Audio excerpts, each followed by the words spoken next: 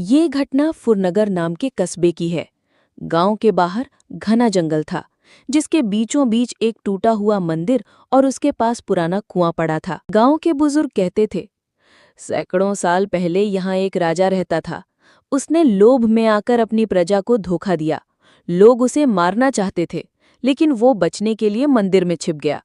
क्रोधित जनता ने उसका सिर काट दिया और शरीर कुएं में फेंक दिया। तब से उसकी आत्मा मरधड़ बनकर जंगल में भटक रही है। गांव के बच्चों को चेतावनी दी जाती थी कि रात में वहां न जाएं, वरना मरधड़ पकड़ लेगा। लेकिन रहीम और उसके दोस्त इन बातों को अंधविश्वास मानते थे। एक दिन उन्होंने तय किया, चलो आज रात जाकर देखते हैं सच में कुछ है भी या सब झूठ। रात को ठीक 12 बजे चारों टॉर्च और मोबाइल लेकर जंगल की ओर निकल पड़े। जैसे जैसे वो गहराई में गए, हवा ठंडी होती गई। पेड़ों के बीच से कानों में सरसराहट सुनाई देने लगी। चले जाओ, चले जाओ। लेकिन उन्होंने सोचा शायद हवा की आवाज है। फिर अचानक आरिफ की टॉर्च बंद हो गई।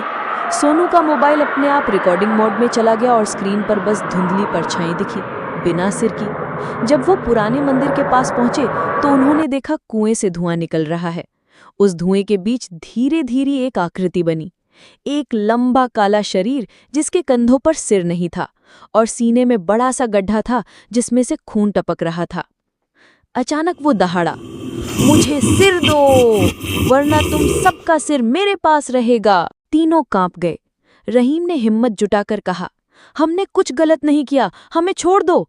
लेकिन मरधड़ गुस्से में आगे बढ़ा और अपनी लंबी हड्डी जैसी उंगलियां फैलाकर आरिफ की गर्दन पकड़ ली। आरिफ चीखते हुए बोला, बचाओ, बचाओ।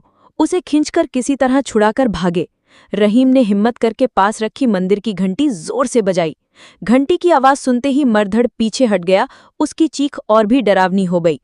लेकिन जब सब भागकर गांव पहुंचे तो देखा आरिफ उनके साथ नहीं था। सिर्फ उसका मोबाइल जमीन पर गिरा पड़ा था, जिसमें आखिरी वीडियो रिकॉर्ड हुआ था।